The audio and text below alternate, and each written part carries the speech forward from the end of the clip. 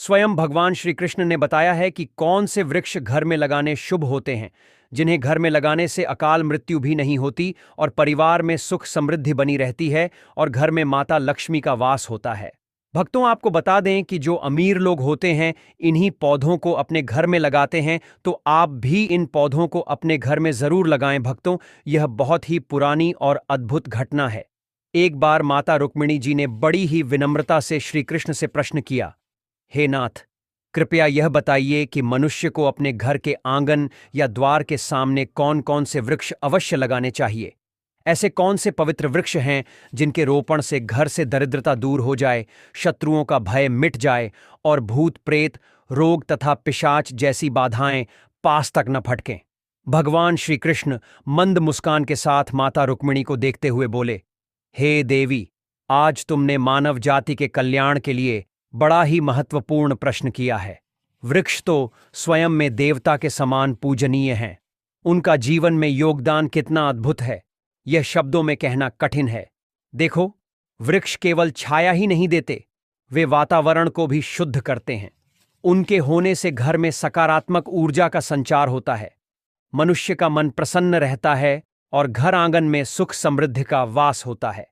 सच तो यह है कि जब किसी भवन के पास उचित वृक्ष लगे हों तो वह स्थान देवताओं के निवास के समान पवित्र हो जाता है। भगवान आगे कहने लगे, हे रुक्मिणी, घर के सामने सही वृक्ष लगाने से न केवल घर की शोभा बढ़ती है, बल्कि वह स्थान वास्तु दोषों से भी मुक्त हो जाता है। ऐसे वृक्ष घर की रक्षा देवताओं की तरह करते हैं और नकारात्मक शक्तियों को दूर भगा देते हैं। लेकिन यदि अज्ञानवश कोई मनुष्य ऐसे पौधे घर के समीप लगा दे जो अशुभ माने जाते हैं, तो वे घर में क्लेश, रोग और दरिद्रता तक ला सकते हैं। इसलिए यह जानना बहुत आवश्यक है कि कौन से वृक्ष शुभ हैं और कौन से नहीं। इतना कहकर भगवान श्री कृष्ण ने माता रुक्मिणी को एक प्राचीन कथा सुनाने का संकल्प किया और बोले, हे देवी, तुम ध्यान से सुनो। यह कथा केवल वृक्षों के महत्व को ही नहीं बताती, बल्कि यह भी सिखाती है कि कौन से पौधे मनुष्य के जीवन में सुख समृद्धि लाते हैं और कौन से उसके दुर्भाग्य का कारण बनते हैं। जो भी मनुष्य इस कथा को श्रवण या स्मरण करता है, उसके जीवन के सैकड़ों पाप तुरंत नष्ट हो जाते हैं और उसे परम शांति की प्राप्ति होती है।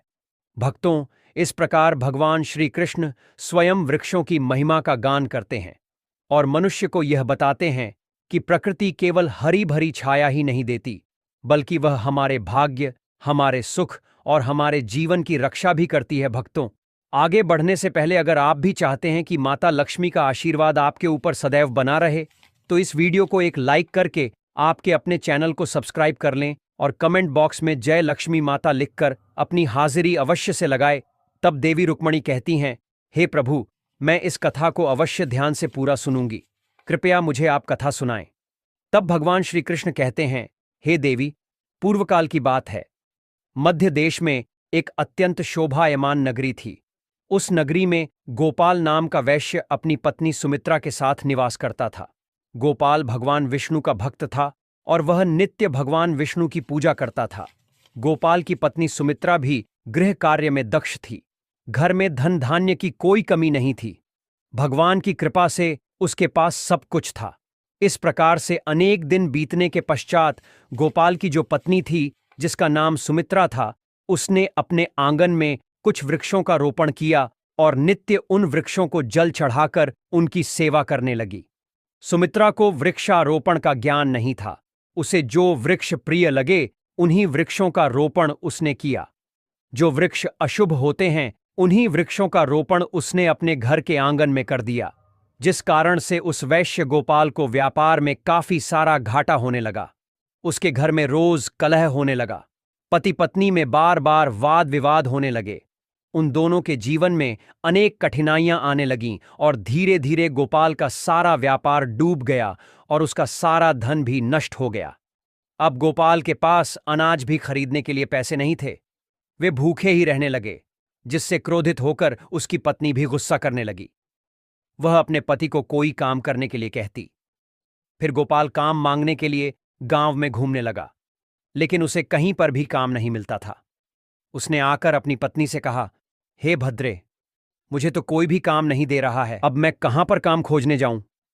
दोनों ही पूरी तरह से उदास हो गए थे। दोनों के पास कोई उद्योग करने के लिए कुछ नहीं था। गोपाल ने अपनी पत्नी के सारे गहने भी बेच डाले और जो कुछ भी धन मिला उसी से पेट भर लिया। इस प्रकार अशुभ वृक्ष लगाने के कारण दोनों के ही जीवन में घोर दरिद्रता और संकट आने लगे।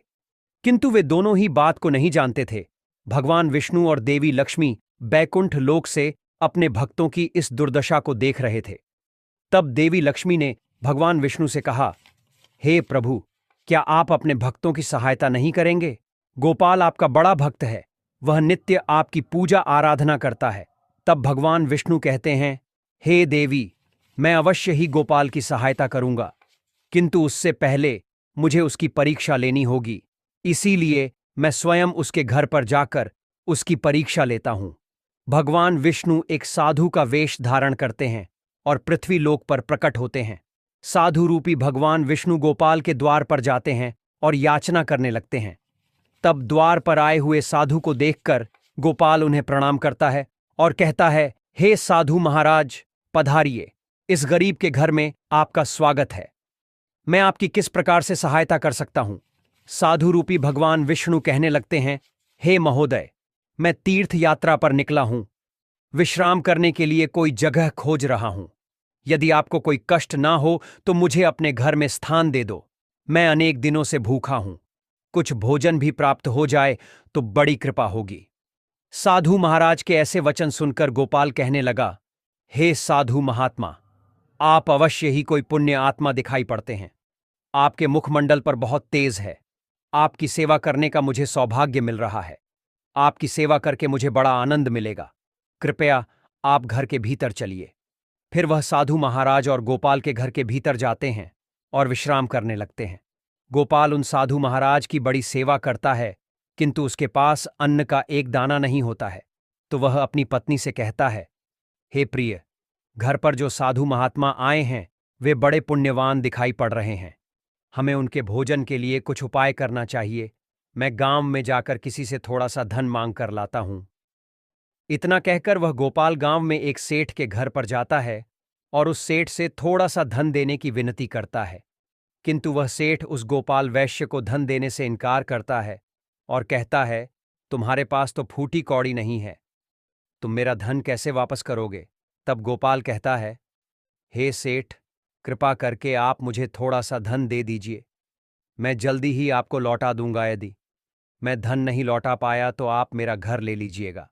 गोपाल की बात सुनकर सेठ को उस पर थोड़ी दया आती है और वह उसे धन देते हुए कहता है, हे वैश्य, यदि तुमने धन नहीं लौटाया तो तुम स्वयं ही मुझे अपना घर सौंप देना।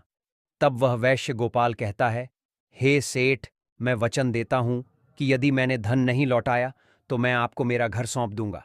गोपाल उस सेठ से धन लेकर बाजार से दूध, चावल, सब्जी, आटा, शक्कर आदि खरीद लेता है और लौटकर अपने घर आ जाता है।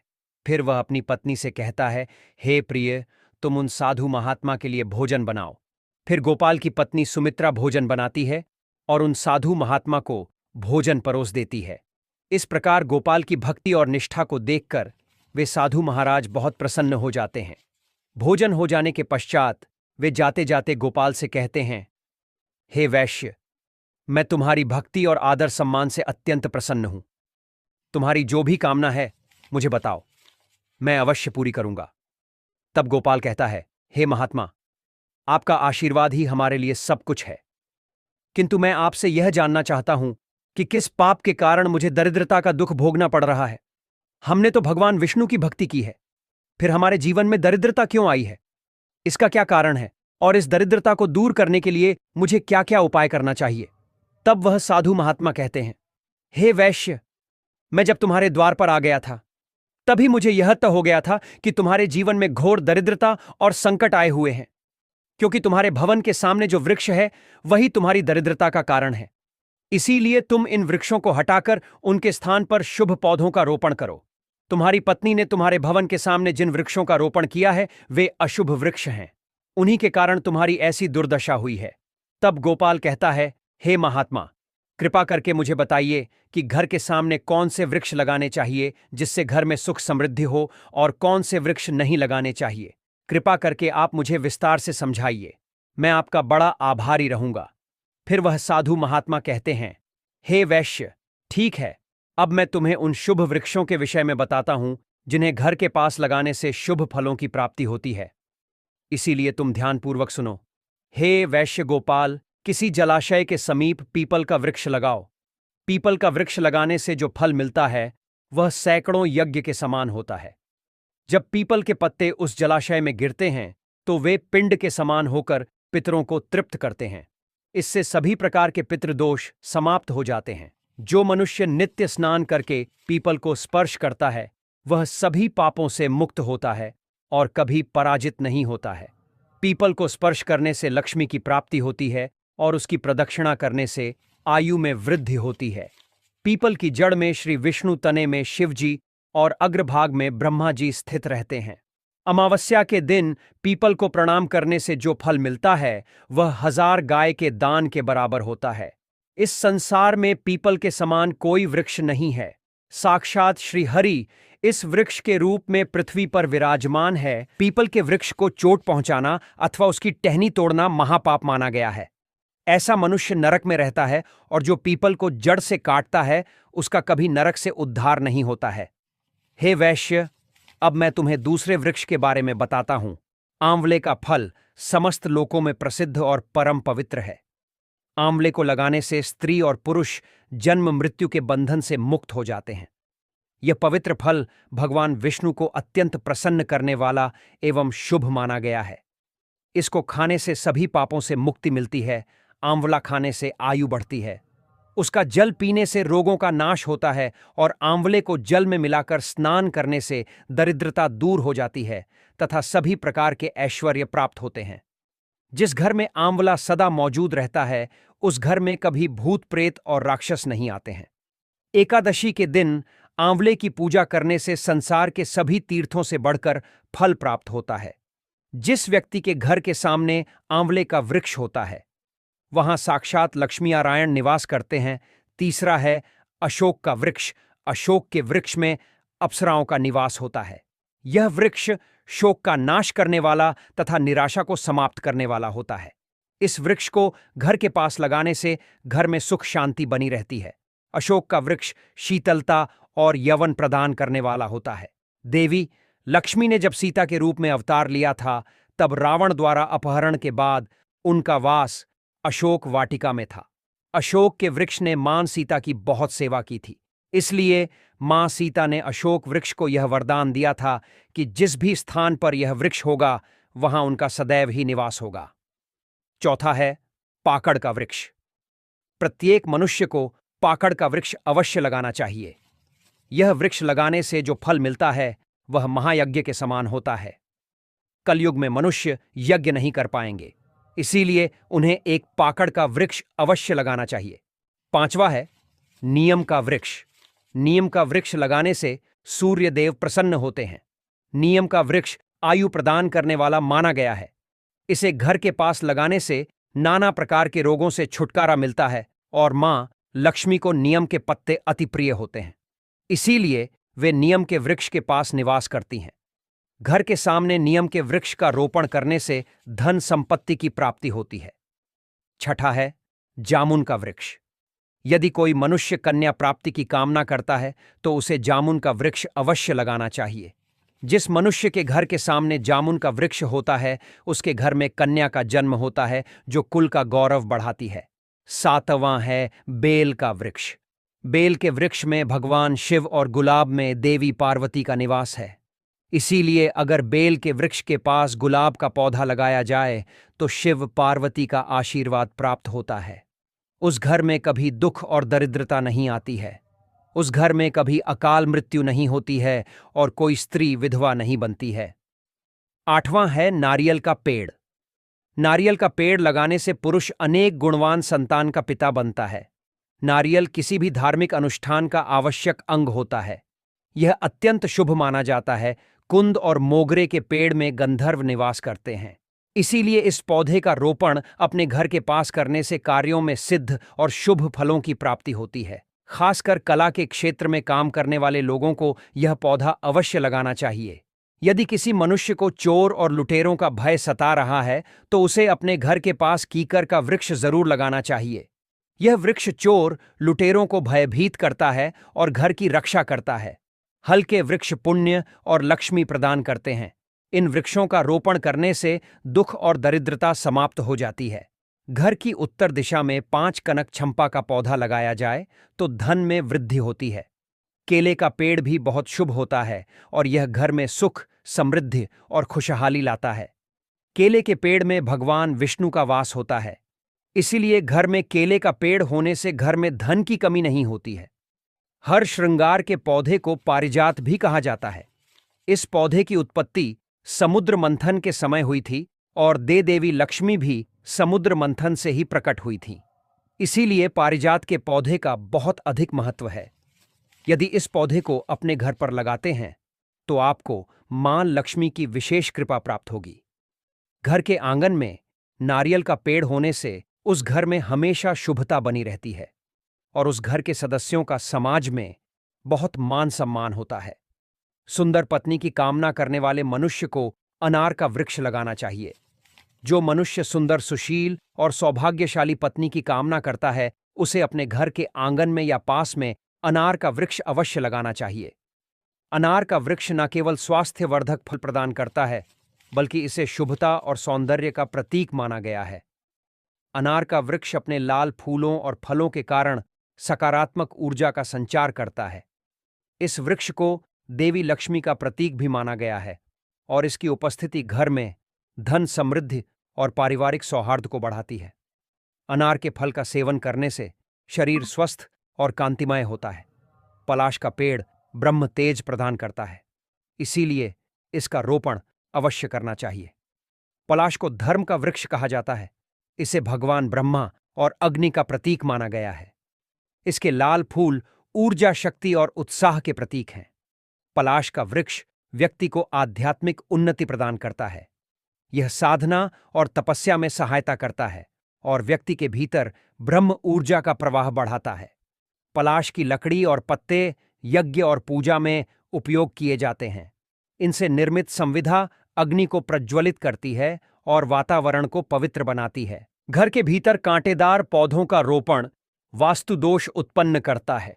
इससे घर के सदस्यों को आर्थिक तंगी, स्वास्थ्य समस्याएं और पारिवारिक कलह का सामना करना पड़ सकता है। मनुष्य को कभी भी ताड़ का वृक्ष नहीं लगाना चाहिए। ताड़ का वृक्ष संतान का नाश करने वाला होता है।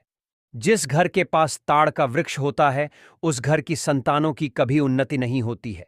मनुष्य को कभी भी अपने घर के पास भेड़ा का वृक्ष नहीं लगाना चाहिए। इस वृक्ष पर भूत का वास होता है।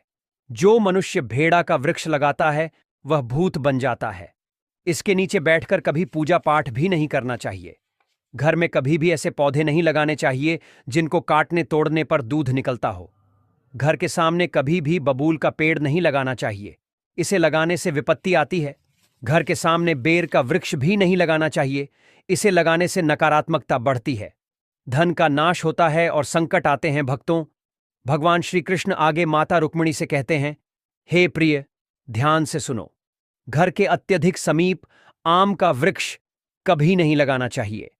यद्यपि आम का फल अत्यंत मधुर और प्रिय होता है, किंतु जब उसके वृक्ष की छाया सीधे घर पर पड़ती है तो यह शुभ की बजाय अशुभ फल प्रदान करता है। इस कारण आम का वृक्ष सदैव घर से थोड़ी दूरी पर ही लगाना उचित है। इसी प्रकार पपीते का वृक्ष भी घर के सामने नहीं लगाना चाहिए। यह वृक्ष देखने में सरल और फल देने वाला अवश्य है, परंतु इसके कारण घर में दरिद्रता प्रवेश करती है और धन का नाश होने लगता है। यदि पीपल का वृक्ष भवन की पूर्व दिशा में हो तो यह निर्धनता और क्लेश का कारण बनता है। वहीं वट का वृक्ष यदि घर की पश्चिम दिशा में हो तो परिवार में शोक और दुख का वातावरण बना रहता है। हे देवी, यह भी जान लो कि यदि घर की दक्षिण दिशा में तुलसी का पौधा हो तो संतान को पीड़ाएं सहनी पड़ सकती हैं। तुलसी माता स्वयं पवित्र हैं, किंतु उनकी उपयुक्त दिशा का ध्यान रखना अति आवश्यक है। इसी प्रकार यदि किसी मृत वृक्ष की छाया घर पर पड़ती है तो वह मृत्यु सूचक मानी जाती है। ऐसे सूखे और मृत वृक्ष को तुरंत उखाड़ देना चाहिए, अन्यथा घर में अनिष्ट घटित होता है। मरुस्थल में पाए जाने वाले पौधे कठोर और सूखे वातावरण के लिए अनुकूल होते हैं। उनके कांटे और मोटे तने तो उन्हें जीवित रखते हैं, परंतु उनकी प्रकृति घर या आंगन में शुभ नहीं मानी जाती। ऐसे पौधे घर के भीतर नकारात्मकता लाते हैं। हे रुक्मिणी, इस रहस्य को और गहराई से समझने के लिए मैं तुम्हें एक कथा सुनाता हूं। भगवान श्री कृष्ण कथा सुनाते हैं। एक समय की बात है, एक साधु महाराज एक वैश्य गोपाल के घर पहुंचे। साधु ने गोपाल से कहा, हे वैश्य, आज मैं तुम्हें शुभ और अशुभ वृक्षों का रहस्य बताने आया हूं। यदि तुम इन नियमों के अनुसार वृक्षों का रोपण करोगे तो तुम्हारे जीवन में समृद्धि का वास होगा और दरिद्रता का अंत हो जाएगा। साधु महाराज ने उसे विस्तार से समझाया कि कौन से वृक्ष घर के पास लगाने चाहिए और किनसे दूरी बनाकर रखनी चाहिए। गोपाल ने श्रद्धा से उनके वचनों को सुना और हाथ जोड़कर बोला, हे महात्मा, आपने आज मुझे अत्यंत उत्तम ज्ञान दिया है। इसके लिए मैं हृदय से आपका आभार व्यक्त करता हूं। तभी अचानक साधु महाराज वहां से अंतर्धान हो गए। गोपाल और उसकी पत्नी आश्चर्यचकित रह गए। उन्हें तुरंत ही समझ में आ गया कि साधु रूप में स्वयं भगवान विष्णु ही उनके घर पधारे थे। वे दोनों भाव विभोर होकर भगवान के चरणों में कृतज्ञता प्रकट करने लगे। इसके बाद गोपाल ने साधु महात्मा के बताए अनुसार अपने घर के सामने शुभ वृक्षों का रोपण किया। कुछ ही समय में उसके घर में धन संपत्ति का अपार आगमन हुआ। दरिद्रता मिट गई और जीवन सुख समृद्धि से भर उठा। गोपाल और उसकी पत्नी हर दिन भगवान विष्णु का स्मरण करने लगे और उनकी कृपा से उनका जीवन मंगलमय हो गया। भगवान श्री कृष्ण ने कथा समाप्त करते हुए माता रुक्मिणी से कहा, हे प्रिय, इस प्रकार शुभ और अशुभ वृक्षों के भेद को जानकर मनुष्य यदि अपने घर के समीप सही वृक्षों का रोपण करे तो उसके जीवन में समृद्धि, शांति और सुख स्थायी रूप से निवास करते हैं। अब तुम भी अपने भवन के पास इन नियमों का पालन करना और अन्य लोगों को भी यह ज्ञान देना ताकि सभी का जीवन मंगलमय हो सके। भक्तों, यह तमाम जानकारी जन रुचि को ध्यान में रखकर दी जा रही है। वास्तुशास्त्र के उपाय को अपनी